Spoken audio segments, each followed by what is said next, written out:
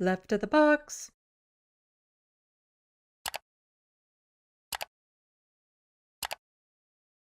All this money being wasted, being spended there on the spa, on advertising, all the corruption.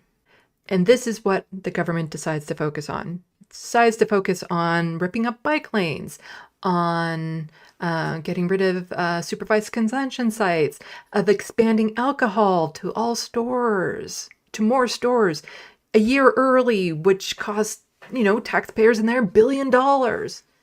Meanwhile, 2024, worst year for Ontario ER closures, CBC analysis finds.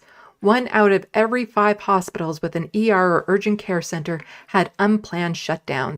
This emergency department in rural southwestern Ontario tops the list with the highest number of hours closed this year.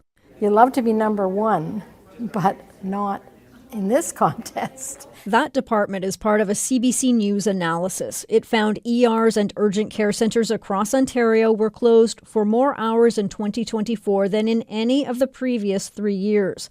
That's because more ERs permanently reduced their hours, mostly in rural areas.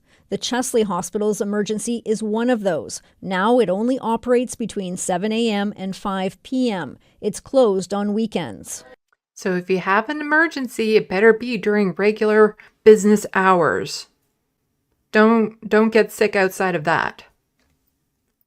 Seniors in Chesley recently voiced concerns at a public meeting. This resident had a mild heart attack when the ER was closed. He had to wait for an ambulance and travel to another hospital. If I'd had a serious heart attack, you wouldn't be interviewing me right now. Yeah, my biggest concern is people will just delay, and then when they do finally go, it's a more serious condition. I have the fear of something happening during the night when our ER is not open.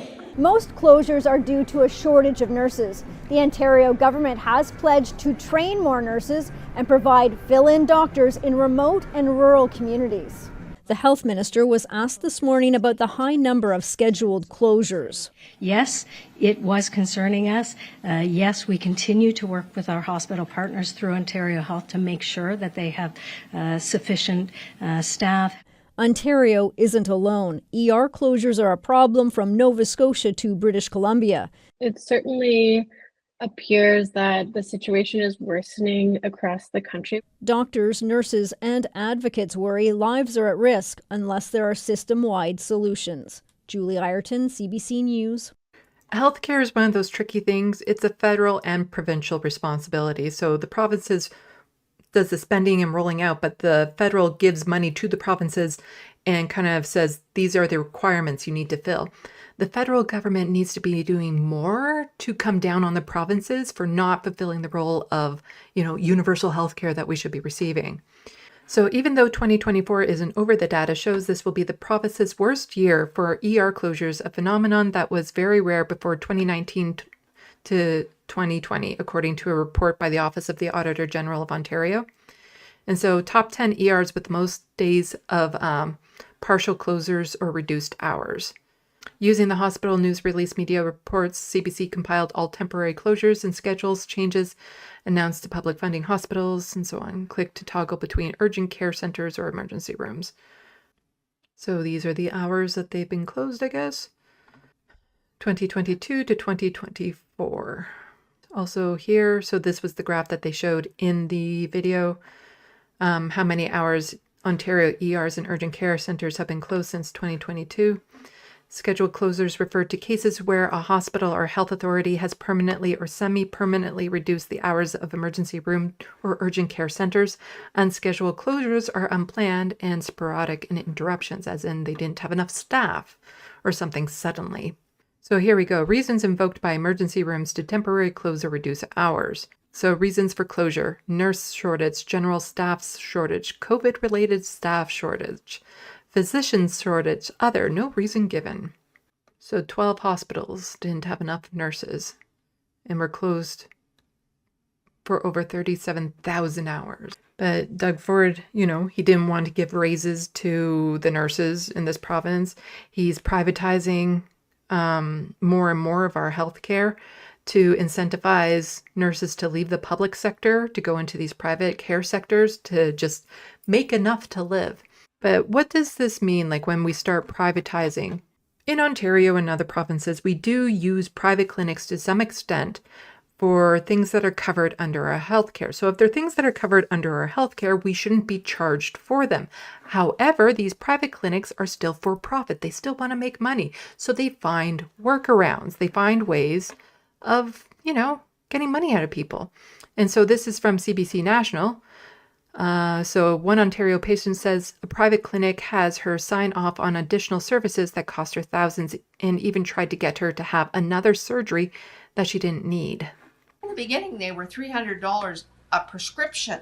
Lois Cooper says a private for-profit surgery clinic in Ontario cost her plenty, including her trust. I wouldn't have ever spoken out if I hadn't heard Premier Ford say that these private clinics won't charge you money, won't charge extra. Yeah, that's what he keeps on saying. But what he doesn't say is how much they're going to upsell you and take advantage of, vulnerable people who might not understand what is and isn't covered, or, they're afraid because they have this health condition going on with them. And the clinic's like, oh, well, we can do this and this and this. It'll be extra, but we can do this for you, even though it might not, in this person's case, even be necessary. It feels like it's my public duty to say that's not true. In 2016, Cooper had a macular hole in her right eye, causing a dark spot at the center of her vision. Within weeks, she saw an ophthalmologist.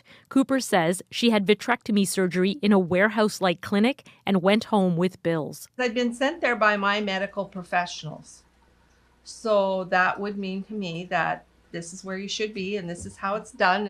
Cooper's vitrectomy surgery was medically necessary, which the province pays for. But before that surgery happened, she was upsold and asked to sign off on optional tests, services, and procedures. She says the surgeon later recommended equipment, referrals, and a treatment for eye floaters that failed. Then Cooper says he told her there was a mass in her other eye requiring more surgery. That's when she started asking questions. Where is it in the eye? What layer is it in? Where is it? And he just looked at me and he said, you can leave. And then he turned to his assistant and he said to her, charge this appointment to OHIP. So I didn't have to pay for that appointment, but I had to pay for all the rest. Cooper says she then went to another surgeon who told her there was no mass in her eye. You don't have 10 years of medical training under your belt. So you're at a huge disadvantage when you're presented with information. Data shows private for-profit clinics are overbilling and upselling Canadians for hundreds of millions of dollars. We need to be concerned about upselling because it's the thin edge of the wedge towards extra billing, where patients are told they can only get something that's publicly covered if they pay out of pocket. One of the primary goals of my channel is to wake Canadians up to what is happening to our healthcare. Because I don't want to wait until it's as bad as the United States before people start pushing back and fighting back. We need to start fighting now, and it will take the next 10 years just to get back to the healthcare we used to have 30 years ago. But we need to do that now. Like, our healthcare should be expanding. It should be adding things like universal pharmacare, universal dental, hearing, eye care, mental health care, physiotherapy care. All of that should have been expanded into healthcare. Instead, now we have all these private for-profit clinics that, the public system gets so defunded that they send patients off to these private for-profit clinics where they are then upsold or told that they should need these other surgeries when in actuality they don't, because the private for-profit clinics want to make money. And they're pretty unscrupulous in how they try to do that. And when you're, like I said, when you're ill, when you're vulnerable, when you don't know what's going on, when we're so used to in this country just going and getting our health care without a second thought, a lot of people would just sign the papers without realizing that this was going to be billed to them. It is horrific that this is happening, and I just want to scream out loud and let people know that we need to push back now. We need to stop this now. I just want people to be aware that when they go to a private clinic, make sure you ask questions. Don't sign any papers. go there first and get all the information on what they're going to want from you, and then maybe go talk to somebody else. Cooper says her vision is fine now. She can't figure out what purpose another surgery would have served, except profit. So, Christine, we know this happens outside Ontario too, BC, Quebec, for example. So how does someone protect themselves when they're going to a private clinic for something that is medically necessary? No matter where you live in this country, it is illegal to be charged a fee for a medically necessary appointment, procedure, or surgery. We've already paid for this. Dr. Raza said if you find yourself in a clinic and you're being asked to pay fees, ask the question, do I need to pay this fee in order to get the care? Read documents you're given. If things are optional, it means you don't need them. There's such a power imbalance in these situations, and that's why provinces are supposed to be policing clinics that are upselling and extra billing people. They don't make healthcare better, just more expensive. Yeah, but the provinces aren't going to do anything when it's their buddies that are making money from these for-profit clinics. Again, so much corruption that is going on right now with primarily conservative governments. It's not like it doesn't happen with the other governments, but it is just so blatant and so bold with the conservative governments right now.